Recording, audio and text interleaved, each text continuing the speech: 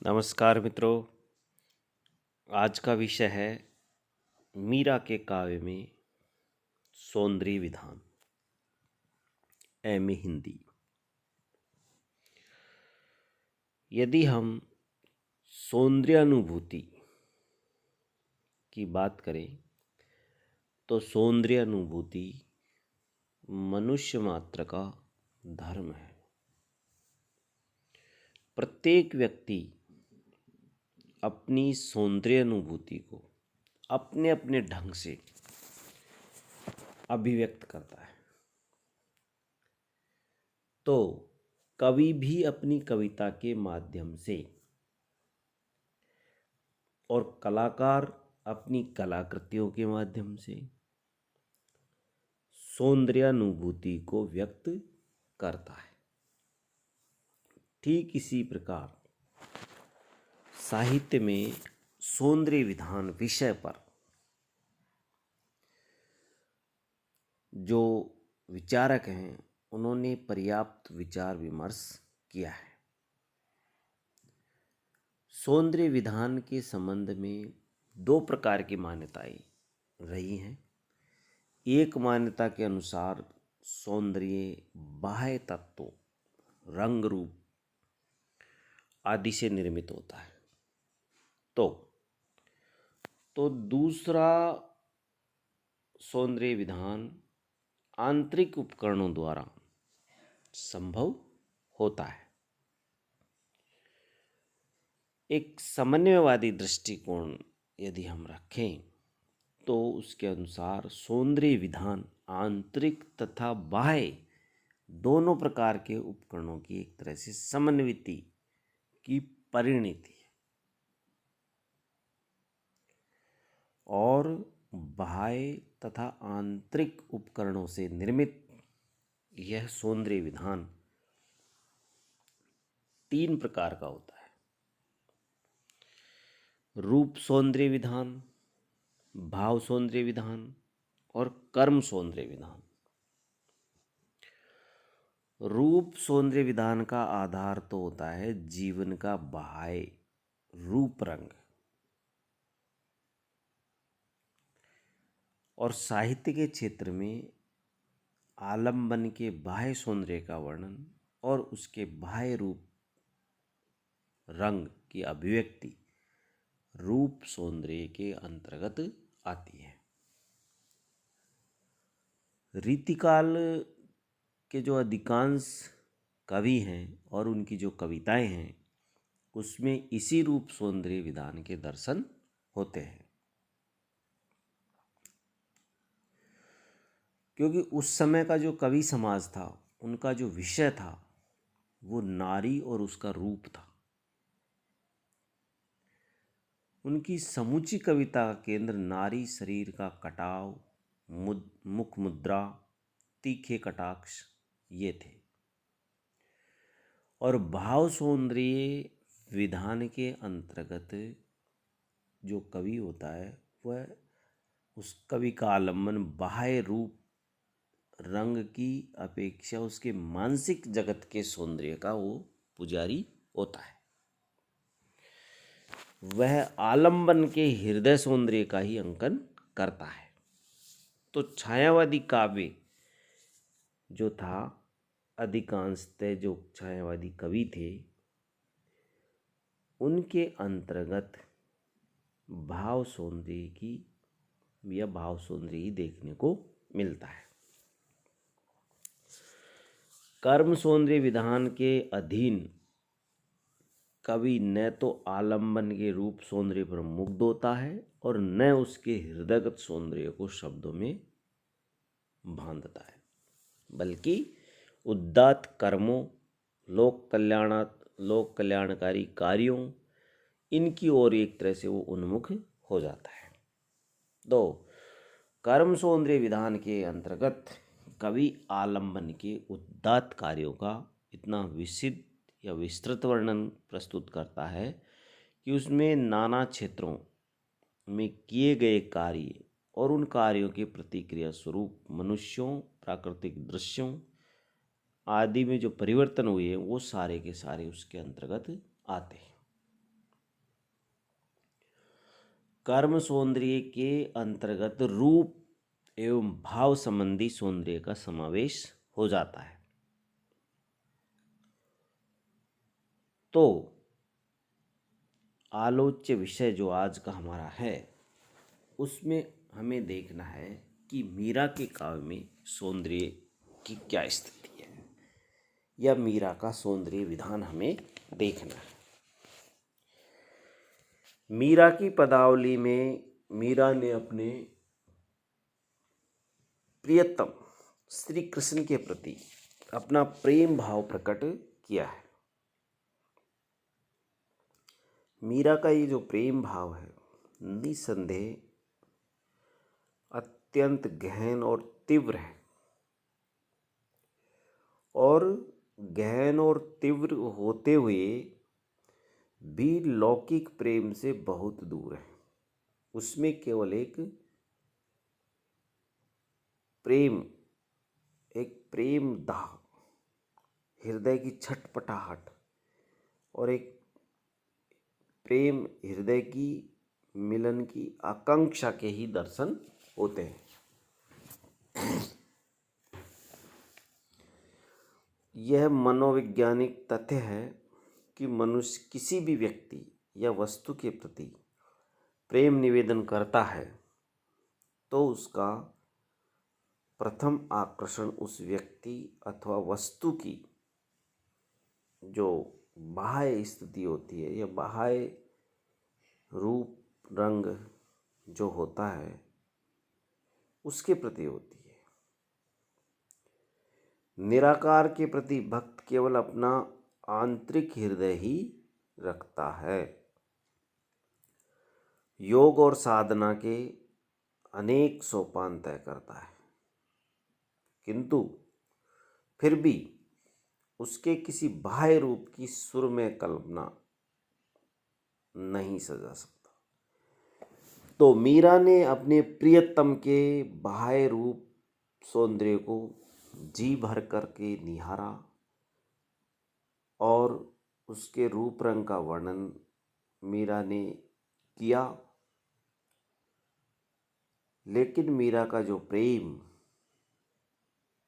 और जो भक्ति है उसका रूप एक तरह से अलग प्रकार का है। उन्होंने श्री कृष्ण की भक्ति की है, तो श्री कृष्ण के बाह्य रूप का वर्णन तो किया है, लेकिन वो श्री कृष्ण की के जो कर्म सौंदर्य है उसकी दीवानी थी। बाह्य सौंदर्य भी मीरा ने उसका बखान किया है। उसका एक उदाहरण है, महारो प्रणाम बांके बिहारी जी, मोर मुकुट माथा तिलक विराजा। मोर मुकुट माथा तिलक विराजा, कुंडल अलकाकारी जी, मारो प्रणाम बांके बिहारी जी। अधर मधुर धम वंशी बजावा, रीज रिजावा ब्रज नारी जी, या छब देखा मोए वीरा, मोहन गिरवर धारी जी। मीरा तो विवश थी। क्यों? क्योंकि उनके मन मंदिर में प्रियतम श्री कृष्ण की मनोहर छवि बस गई। परम भाव की भक्ति होने के कारण मीरा श्री कृष्ण के प्रेम की एक तरह से एकनिष्ठ भक्त बन गई।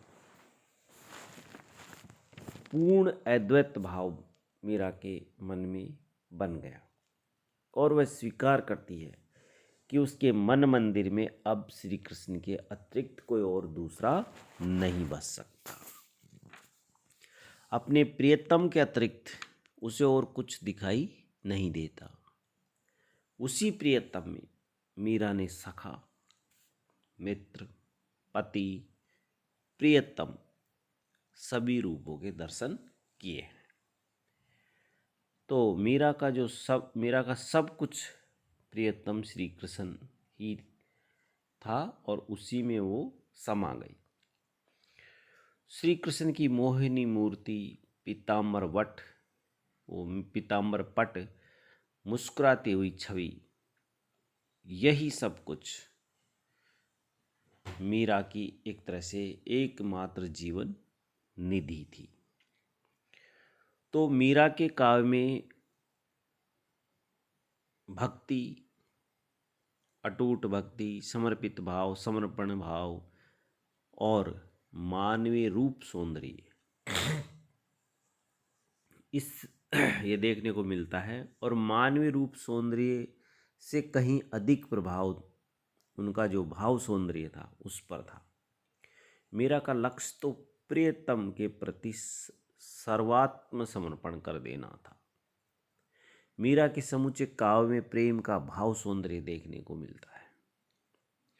प्रेम मानव मन का एक ऐसा भाव है जिसकी व्यापकता और विविधता जो देखने को मिलती है वो मीरा के काव्य में देखने को मिलती है। मीरा यूँ तो मूलतः प्रेम की पुजारिन है। प्रेम के बहुरंगी चित्र मीरा के कुशल हाथों में आकर अत्यंत सजीव हो उठे और मीरा का समर्पण भाव जो श्री कृष्ण के प्रति था वो उनके प्रेम का प्राण था।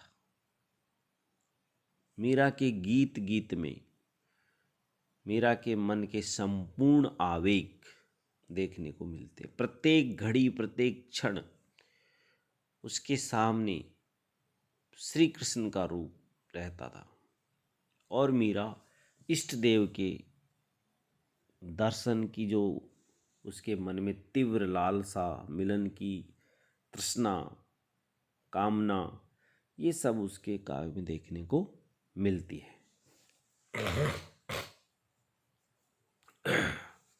इसका एक उदाहरण है, महागिरधर आगा आगा नाचारी, नाच नाच महारसिक रिझावा, प्रीत पुरातना जाचारी, श्याम प्रीतरी बांधी घुंगरा, श्याम प्रीतरी बांधी घुंगरा, मोहन मारो साचारी, लोक लाज कुलरा, मर ज्यादा, जगमा अनेकणा राख्यारी, प्रीतम पल छबना बिसरावा, मीरा हरि रंग नाचारी। तो मीरा के प्रेम भाव की जो विशेषता है वो ये है कि उसमें समर्पण भाव है। मीरा का जो समर्पण भाव है वो उच्च कोटि का है और निर्विवाद है। मीरा ने जिस कुशलता से इस समर्पण भाव को अभिव्यक्ति दी है उतनी अन्य किसी भी कवियों में देखने को नहीं मिलती है। मीरा तो अपने प्रियतम के हाथ बिक जाने के लिए भी तैयार है, सब कुछ लुटा देने के लिए मीरा तैयार है, प्रियतम के चरणों में बिछ जाने के लिए तैयार है। मीरा ने अपने पदों में एक जगह लिखा है, मैं तो गिरधर के घर जाऊं, गिरधर मारो साचो प्रीतम, देखत रूप लुभाऊं। मीरा का जो प्रेम है, उस प्रेम की अभिव्यक्ति है वो बहुत ही सुंदर, सुजल और पावन है।